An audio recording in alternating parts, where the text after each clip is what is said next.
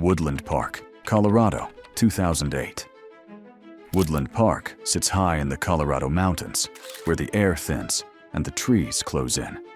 It is a quiet town, the kind where days pass without urgency, and people know which houses are lived in, and which ones are slowly being reclaimed by time. On the morning of May 8, 2008, Joshua Vernon Maddox woke up at home. He was 18 years old. According to his family, there was nothing unusual about the day. No argument, no plan. Josh said he was going out for a walk. He stepped outside, and that was the last confirmed moment anyone ever saw him alive.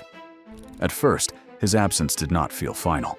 In small towns, hours can stretch without meaning much. But as daylight faded and he did not return, concern settled in. Then night came. Then morning. And soon, the absence became something heavier, something that would not lift. Joshua was not treated as a runaway. Those who knew him did not believe he had chosen to disappear. He was listed as missing, and searches began. Roads were walked, woods were scanned, posters were hung. His family searched not only the land, but the calendar, counting days, then months, then years. And yet Woodland Park stayed still. Seasons came and went. Snow-filled footprints. Trails disappeared under new growth. The town changed just enough that memories began to feel fragile. But one thing did not change. Joshua did not come home. Less than a mile from his house stood an abandoned cabin. It had been empty for years, close enough to be familiar, neglected enough to fade into the background. It was not a place people talked about. It was simply there. In August of 2015, 7 years after Joshua vanished, contractors arrived to tear the cabin down. Demolition is loud, disruptive, an ending that leaves little room for subtlety. But inside the structure, hidden from view, was something no one expected. Inside the cabin's chimney, workers discovered human remains. The scene did not make immediate sense. Chimneys are narrow, vertical, not places people enter by accident. Yet there he was. Dental records confirmed the identity. The remains belonged to Joshua Vernon Maddox. He had been there the entire time, while searches continued, while seasons turned, while his family waited. The coroner's conclusion was quiet, almost clinical. Joshua likely attempted to enter the cabin by sliding down the chimney. At some point, he became stuck. There were no signs of blunt force trauma, no evidence of violence. Toxicology revealed no drugs. His death was ruled accidental. But rulings do not dissolve questions. Why that cabin? Why that day? Why the chimney? The fireplace, it was later noted, had been blocked by a large piece of furniture. From inside the room, there was no obvious reason to inspect it closely. From the outside, there was nothing that suggested it held a secret. For 7 years, the cabin kept what it contained without sound. And as the chimney was finally opened to the air, the town was left with a truth that offered no comfort at all. Joshua Maddox did not vanish into nowhere. He vanished into silence, right beside the life he never returned to. But not all disappearances end in silence. Some do not involve empty buildings or forgotten places. Some are carried out in daylight, deliberate, controlled, and meant to last. The next case is one of them. A child taken, a life hidden, and a disappearance that did not end for 18 years. Jaycee Duggard, South Lake Tahoe, California. On the morning of June 10, 1991, Jaycee Duggard walked toward her school bus stop near her home in South Lake Tahoe. It was a short walk, a familiar road. Nothing about the morning suggested it would be the last ordinary moment of her childhood. As she walked, a gray car pulled alongside her. In seconds, she was stunned with a taser, forced into the vehicle, and driven away. Her stepfather chased after the car on his bicycle, but it disappeared down the road. Jaycee was gone before help could arrive. Searches began immediately. Posters were printed. Volunteers combed nearby forests and neighborhoods. Media coverage spread her face across the state. But there were no ransom demands, no confirmed sightings. The trail ended almost as soon as it began. What no one knew was that Jaycee had not been taken far. She was abducted by Philip Garrido, a registered sex offender, and his wife, Nancy Garrido. They brought her to their home in Antioch, where she was hidden in a makeshift compound of sheds and tents in their backyard, concealed behind fences, trees, and neglect. For years, Jaycee lived in captivity just feet away from normal suburban life. She was isolated, controlled, and repeatedly assaulted. During her confinement, she gave birth to 2 daughters, children who knew no world beyond the place where their mother was held. Law enforcement visited the Garrido property more than once over the years. Neighbors noticed nothing. Opportunities passed quietly. 18 years went by. In August of 2009, Philip Garrido appeared at a parole office with Jaycee and the 2 girls. Their behavior raised concern. Questions were asked, records were checked, and for the first time, the truth surfaced. Jaycee Duggard was identified and freed on August 26, 2009. She had been missing for 18 years, hidden not in wilderness or isolation, but in plain sight. Her survival exposed failures in oversight and supervision that allowed her captivity to continue unchecked. But it also revealed something else. That disappearance does not always mean death. Sometimes it means endurance. And sometimes the most horrifying condition is not where someone is found, but how long they were forced to stay there. Next, a disappearance that leads not to confinement, but to a landscape that never gave answers. Emily Pike, Arizona, USA. In late January 2025, 14-year-old Emily Pike, a member of the San Carlos Apache tribe, walked out of the bedroom window of a group home in Mesa, where she had been placed months earlier. She had told police on previous occasions that she did not want to return there, pleading with officers that she wanted to see her mother or grandmother instead. She was last seen on the evening of January 27, 2025, wearing a pink and gray shirt, leaving on foot from the residential facility that served teenage girls with complex needs. For weeks, authorities and her family searched for answers. The group home reported her missing quickly, but communications between police, tribal services, and her distant family were fragmented. Her mother would not be notified of Emily's disappearance for nearly a week. In mid-February, on February 14, 2025, Valentine's Day, hikers found suspicious black trash bags along Forest Road 355 off Highway 60, northeast of Globe, Arizona. Within them were human remains. Investigators later confirmed through DNA that they belonged to Emily. The condition of her body was shocking and profound. Her head and torso were discovered in one bag, her legs in another, and crucial parts, such as her arms and hands, were missing. The Pinal County medical examiner ruled her death a result of homicidal violence with blunt force trauma. The location where her body was found was approximately 100 miles from where she was last seen alive, deep in an area of desert and scrubland outside the reservation where she grew up. No arrests have been made, and as of now, the identity of the person or persons responsible remains unknown.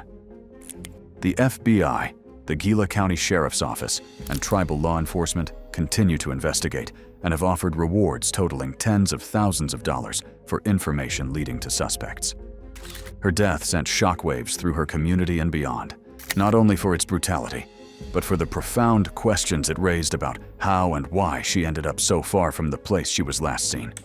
Family members described Emily as artistic, kind, and full of dreams, a girl whose public disappearance became a private nightmare. Emily had run away from the group home multiple times before, telling officers she did not feel safe and wanted to go home. Each escape was treated as a temporary missing person case, until this one was not.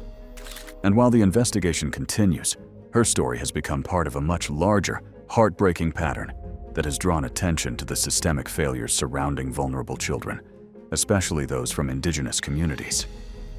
Next, we move from the desert to another wilderness. This time, a wooded region where the disappearance of a young man would become a story of survival and the fragile boundary between being lost and being found. Larry Ely Murillo Moncada, Council Bluffs, Iowa.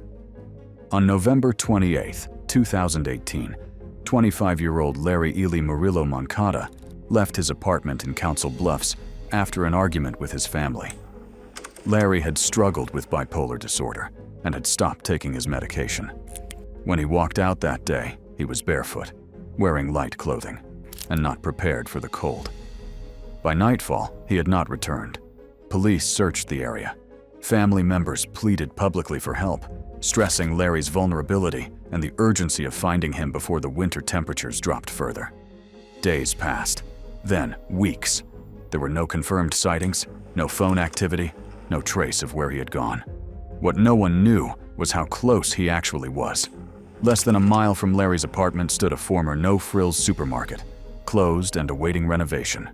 The building was empty, silent, and scheduled for redevelopment, another forgotten structure in a city moving forward.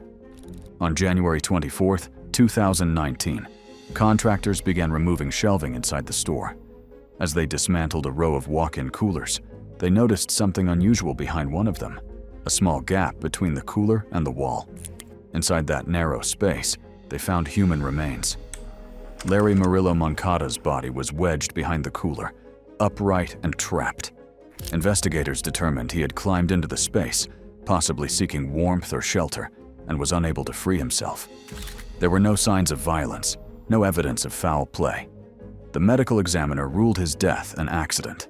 For nearly 2 months, Larry had been missing while search efforts focused outward. Streets, shelters, wooded areas. All the while, he was inside a building people drove past every day. His case raised quiet, unsettling questions about how disappearances are imagined. We picture distance, movement, escape. But Larry did not travel far.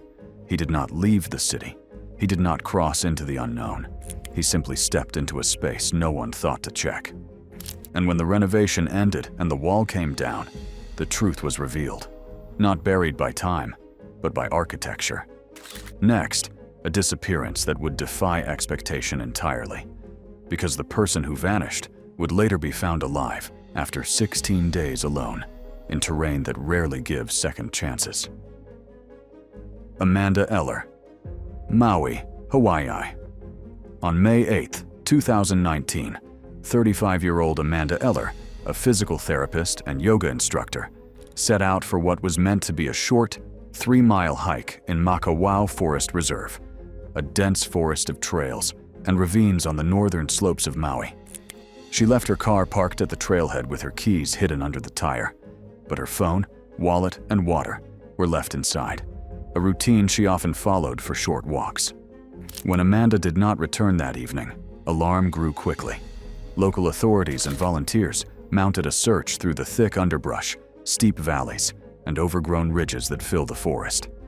Police and fire crews initially combed the marked trails, while private volunteers scoured lesser-known routes.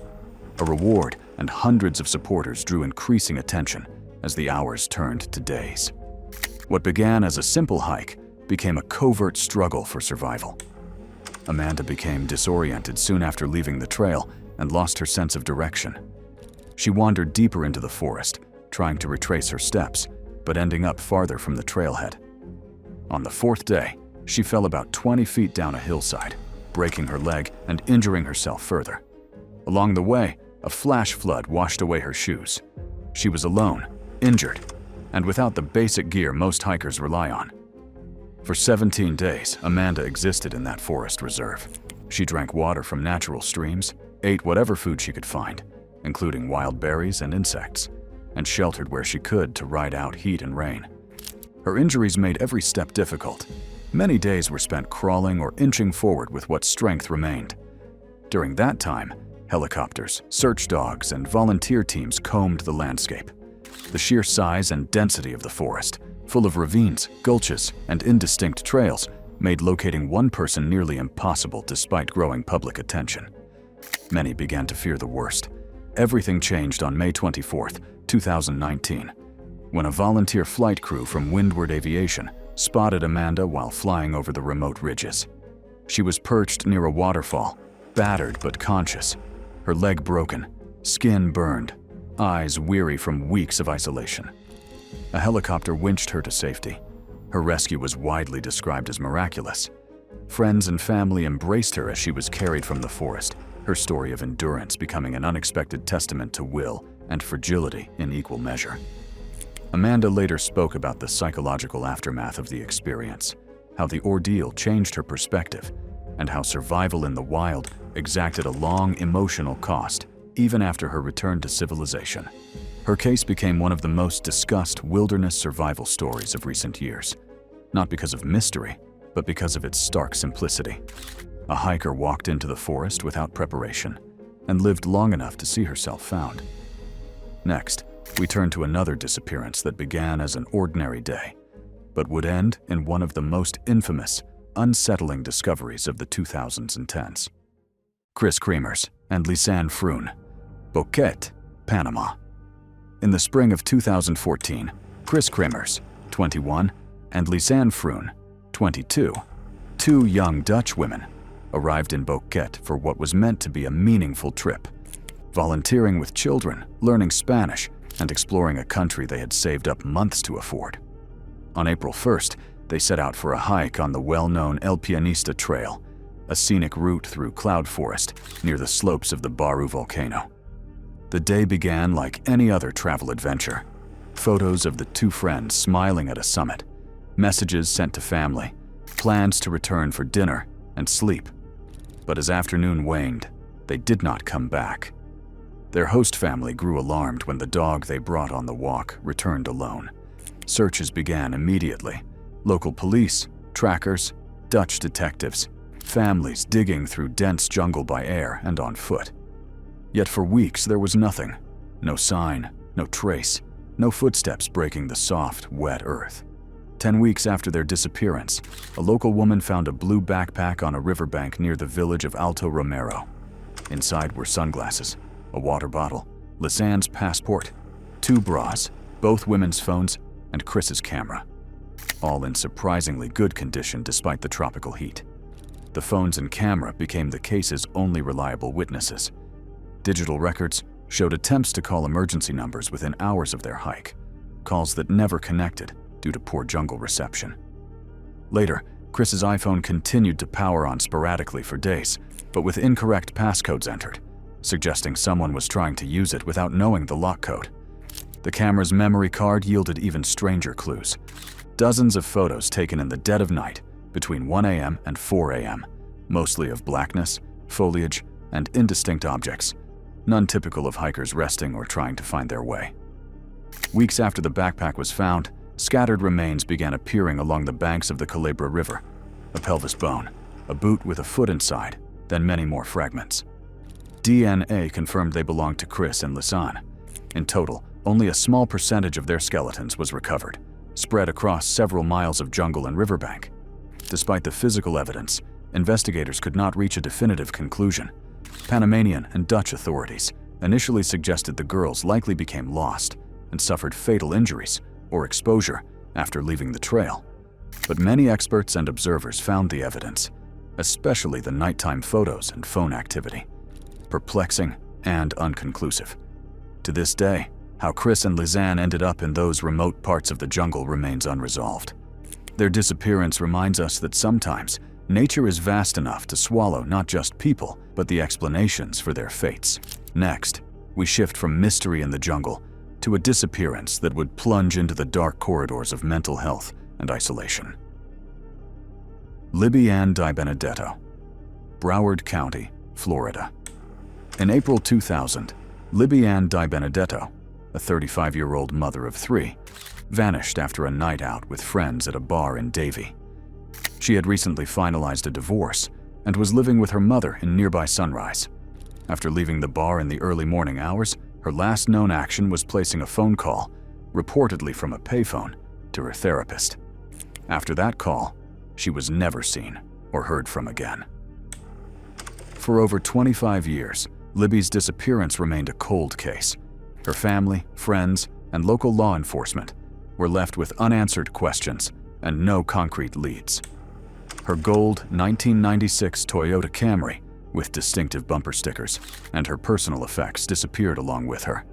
Then, in early April 2025, a team of volunteer sonar specialists known as Sunshine State sonar reignited the search. After meticulously scanning nearly 400 bodies of water across Broward County's landscape, they found what everyone had hoped might never come, but what her family needed to know. In a 13-foot deep retention pond near West Sunrise Boulevard and North Flamingo Road in Plantation, investigators located Libby's vehicle submerged underwater. Inside it were skeletal remains, later identified through forensics as hers. The discovery brought long-awaited closure to a case that had stretched across a quarter-century. Friends and community members reflected on Libby as a devoted mother whose unexplained disappearance became one of Broward County's most unsettling mysteries. Most of all, her family finally received the truth they had sought for decades. Her case stands as a reminder that not every disappearance ends in resolution immediately. Some endure in memory, in unanswered questions, and in the places no one thought to search, until someone finally did. Next, we turn from the stillness of water to another puzzling disappearance, one where survival would occur not in isolation, but in a place no one expected at all. Elisa Lam, Los Angeles, California. In late January 2013, Elisa Lam, a 21-year-old university student from Vancouver, arrived alone in Los Angeles as part of a solo trip down the West Coast. She checked into the Cecil Hotel, a historic building with a troubled reputation, and began posting regularly on her blog. Short reflections, photos, routine signs of travel. On January 31st, Elisa was last seen alive inside the hotel elevator. Surveillance footage would later show her behaving erratically, pressing buttons, stepping in and out, gesturing as if someone unseen were nearby. The video, released publicly after she was reported missing, would spread rapidly online, raising speculation and unease across the world. When Elisa failed to check out, police searched the hotel. Her room showed no signs of struggle. Dogs traced her scent to a fifth-floor window, then lost it. Days passed. Guests began complaining of low water pressure and unusual taste from the taps. On February 19, 2013, a maintenance worker climbed to the hotel's rooftop to inspect the water tanks. Inside one of them, floating face up, was Elisa Lam. She was naked. Her clothing was found later in the same tank. There were no signs of physical assault. The tank's hatch had been left open. An autopsy found no drugs or alcohol beyond prescribed medications. The official cause of death was ruled accidental drowning, with bipolar disorder cited as a contributing factor. The conclusion answered the case, on paper. But questions lingered. How did Elisa access the roof, which was alarmed and restricted? How did she climb into a tank nearly 10 feet tall? Why did the hatch remain open? And how did no one notice until the water itself carried the evidence? Elisa Lam was not found in wilderness or isolation. She was found above a city, inside a system meant to serve thousands, unseen until her absence altered the flow of daily life. Her disappearance ended not with a search party, but with a glass of water that tasted wrong. Next, a case that begins with a quiet rural morning and ends with a rescue no one believed would come. Jayme Closs, Barron County, Wisconsin. In the early hours of October 15, 2018, the quiet of rural Wisconsin was broken by a 911 call that cut off mid-sentence. When deputies arrived at a modest home outside Barron, they found the front door forced open, and inside, the bodies of James and Denise Closs, shot and left where they fell. Their 13-year-old daughter, Jayme Closs, was gone. The crime appeared sudden and personal, yet investigators found no prior threats, no connection that explained the violence. For weeks, Jayme's disappearance dominated national headlines.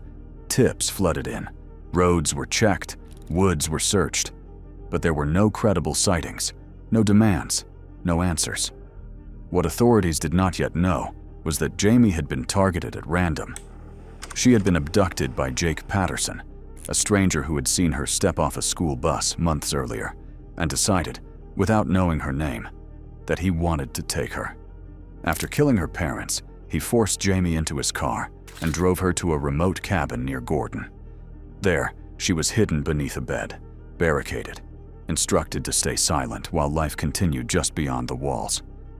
For 88 days, Jayme lived in confinement, isolated, controlled, and kept from the world that was desperately searching for her. Then, on January 10th, 2019, something changed. While Patterson was away, Jayme slipped out of the cabin and ran barefoot through the cold to a nearby road.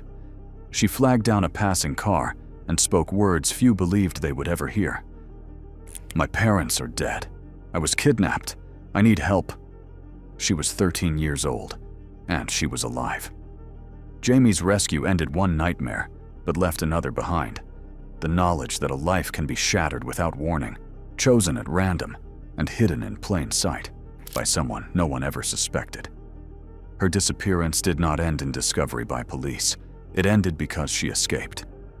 And in a series defined by horrifying conditions, her story leaves one final unsettling truth. Sometimes, survival depends not on being found, but on finding a way out yourself.